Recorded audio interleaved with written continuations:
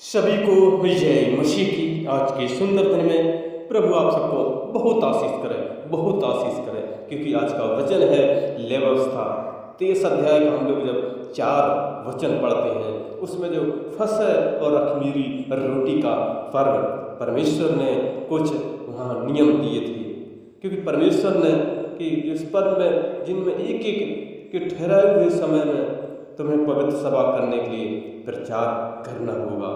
वो ये है क्योंकि परमेश्वर बता रहे थे मूसा को कि वो अपने लोगों को बताए कि पहले महीने के 14वें दिन जो गोधूल का समय है यहोवा का फसह हुआ करे। परमेश्वर ने कहा था जो खासकर जो एक साल का जो पहला महीना हो और उसमें 14वां दिन हो, उसमें जो गोधूल का समय हो उसमें फंसे हुआ करें परमेश्वर के लिए। और उसी महीने के 15 दिन यहोवा के लिए अख़मीरी रोटी का पर्व हुआ करे। उसमें तुम 7 दिन तक अख़मीरी रोटी खाया करना। उनमें से पहले दिन तुम्हारी पवित्र सभा हो और उस दिन परिश्रम का कोई काम न करना। और 7वां दिन तुम यहोवा को हव्य चढ़ाना और 7वें दिन पवित्र सभा हो, उसी दिन परिश्रम का कोई काम न करना। क्योंकि परमेश्वर बता रहे थे और मूसा से कहा था कि इजराइलियों से कह दे कि जब तुम उस देश में प्रवेश करो जिसे यहोवा तुम्हें देता है, जो सुंदर देश, कनान देश, खुशी का देश, जब परमेश्वर उनको देगा इस्राएली लोगों को, उनसे बताओ कि वो अपने खेत जब काटें तो अपने पके खेत की पहली उपज का पूला याजक के पास ले आया करना और उस पूले को यहोवा के सामने हिलाए और तुम्हारे निमित्त ग्रहण किया जाए और उसी विश्राम दिन की दूसरे दिन हिलाया जाए। और उसी दूसरे दिन उसमें दिया है कि जिस दिन तुम पूला हिलवाओ उसी दिन 1 वर्ष का निर्दोष भेड़ का बच्चा हो, वो होम बलि करके चढ़ाना है। उसके साथ अन्य बल के लिए आटा और तेल सना हुआ हो, जो सुखदायक सुगंध के लिए यहोवा को हव्य हो। और जब तुम ये ना करो तब तक नए खेत में न जाना, न रोटी खाना उसका, न भुना हुआ, न अन्न, न हरी वाला, क्योंकि पहले परमेश्वर को दो फिर उसके बाद खाओ पियो। परमेश्वर बता रहे हैं कि लोग अपने घरानों की पीढ़ी तक ये बताते रहे कि परमेश्वर के लिए ये फसह और अख़मीरी रोटी का पर्व किया करना। क्योंकि देखते हैं पुराने नियम में परमेश्वर की व्यवस्था थी, और खासकर हम लोग जब नए नियम में हम लोग देखते हैं, जब हम लोग लूका में जब हम लोग देखते हैं 22 अध्याय में, यहाँ पर यीशु मसीह ने बड़े बड़े अद्भुत कार्य किए थे और उन्होंने अपने चेलों के साथ फसह और अख़मीरी रोटी का पर्व मनाया था। जब हम लोग 22 के 7 में देखते हैं, लूका 22 का 7, तब अख़मीरी रोटी के पर्व का दिन आया जिसमें फसह का मेमना बलि करना आवश्यक था। क्योंकि हम लोग पुराने नियम में देखते हैं कि वो भेड़ या बकरी का बच्चा मेमना वो बलि करते थे। तो यीशु ने पतरस और यूहन्ना को यह कहकर भेजा, जाकर हमारे खाने के लिए फसह तैयार करो। उन्होंने उससे पूछा, तू कहाँ चाहता है कि हम इसे तैयार करें? उसने उससे कहा, देखो नगर में प्रवेश करते ही मनुष्य जल का घड़ा उठाए हुए तुम्हें मिलेगा, जिस घर में वह जाए तुम उसके पीछे चले जाना और उस घर के स्वामी से कहना, गुरु तुझसे कहता है कि मैं यहाँ पर तुम्हारे यहाँ फसह खाऊं। वहाँ एक सजी सजाई बड़ी अटारी दिखाई देगी, वही तैयारी करना। उन्होंने जाकर जैसा उसने कहा था वैसा ही पाया और फसह तैयार किया।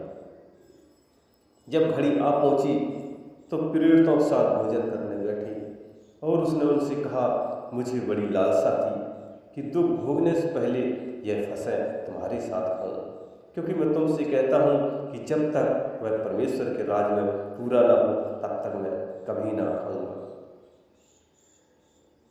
तब उसने कटोरा लेकर धन्यवाद किया और कहा, इसको लो और आपस में बांट लो, क्योंकि मैं तुमसे कहता हूँ जब तक परमेश्वर का राज न आए तब तक मैं इस अंगूर का रस कभी ना पीऊँगा।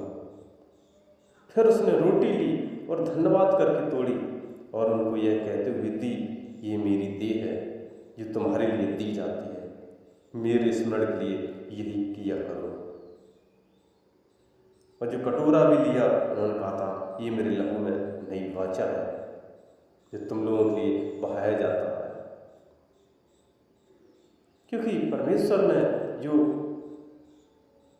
कटोरा, जो अंगूर का रस दिया था, धन्यवाद करके दिया था, फल का उन्होंने वहाँ प्रयोग किया, और अन्न जो रोटी ली गेहूं की वो अन्न का प्रयोग किया था। फल और अन्न का परमेश्वर ने प्रयोग किया था यीशु मसीह ने। और यीशु मसीह जानते थे कि अब हमको लोग क्रूस पर चढ़ाएंगे, लेकिन हम तीसरे दिन जीवित होकर फिर वापस स्वर्ग चले जाएंगे, क्योंकि परमेश्वर एक सर्वशक्तिमान है।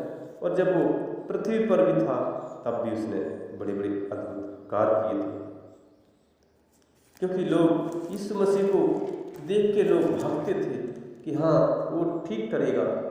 क्योंकि हम लोग जब मरकुस 3:10 पढ़ते हैं, उसमें भी यीशु मसीह और उसके चेले झील पर थे और वो अपने वहाँ पर एक छोटी नाव पे थे, क्योंकि उसने बहुतों को चंगा किया था।